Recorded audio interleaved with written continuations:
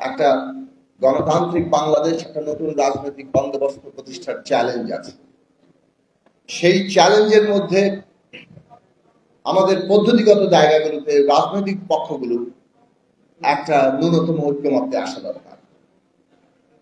আমাদের মধ্যে অনেক দ্বিমত থাকবে একটা গণতান্ত্রিক সমাজে, সেটাই অত্যন্ত স্বাভাবিক। কিন্তু আমাদের মধ্যে যে জায়গায় ঐক্য আছে সেই ঐক্যকে সংহত রেখেই যাতে আমরা দ্বিমতের জায়গায় লড়াই করি। আজকে বাংলাদেশ এমন একটা চ্যালেঞ্জের মুখে যেখানে একটা গণতান্ত্রিক রূপান্তর ঘটানোর জন্য জনগণের প্রতিনিধি আকারে রাজনৈতিক দলগুলো, যদিও রাজনৈতিক দল মাত্রই একমাত্র জনগণের প্রতিনিধি নয়, কিন্তু রাজনৈতিক দল জনগণের গুরুত্বপূর্ণ অংশ।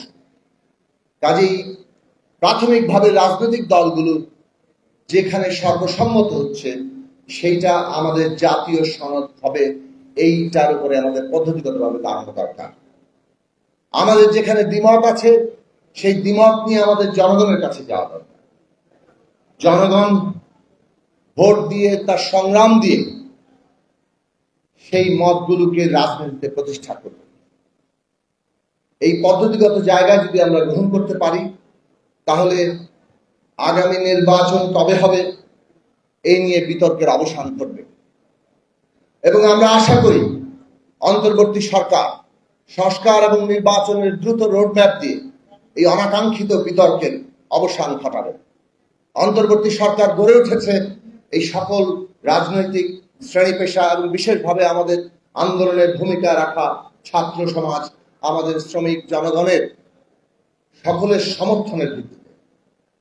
কাজে এই সমর্থনের সমষ্টিক জায়গাটা বিবেচনায় রেখেই আমাদেরকে অন্তর্বর্তী সরকারকে পদক্ষেপ নিতে হবে।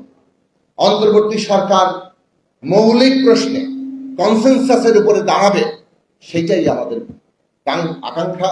সেই জায়গা যাতে তারা সব ক্ষেত্রেই মেনটেন করেন, সেটা জাতীয় স্বার্থ হোক, এই ভূ রাজনৈতিক পরিবেশে মানবিক করিডোর দেওয়ার মতো সিদ্ধান্ত হোক, অথবা আমাদের দেশে সংস্কার, নির্বাচন এবং আগামী নির্বাচন কিভাবে হবে সেই প্রশ্ন নিয়ে হোক।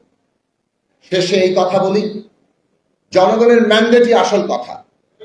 কাজে আমরা যা সংস্কার করব, যা রূপান্তর করব, শেষ পর্যন্ত যেহেতু জনগণই বাংলাদেশে কিংবা একটা রিপাবলিকে ক্ষমতার কেন্দ্র, সেই জনগণের ম্যান্ডেট গ্রহণ করতে হবে। আজকে যাই সংস্কার হোক না কেন, শেষ পর্যন্ত জনগণের ম্যান্ডেট নিয়ে তাকে র্যাটিফাই করতে হয়। এটাই যে কোনো রিপাবলিকের পদ্ধতি।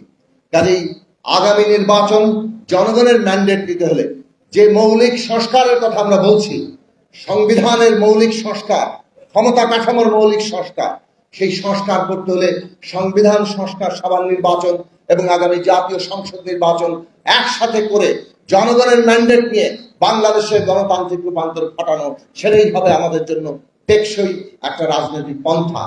এই কাজে আমরা ন্যূনতম ঐক্যমত্যে পৌঁছাবো। ঐক্যমত্যই হবে আমাদের পথ পরিক্রমা এবং এবি পার্টি সেই ঐক্যমত্য তৈরিতে তাদের ভূমিকা রাখবে, সেই আশাবাদ রেখে আপনাদের সবাইকে আবারও সালাম, শুভেচ্ছা জানিয়ে আমার কাছে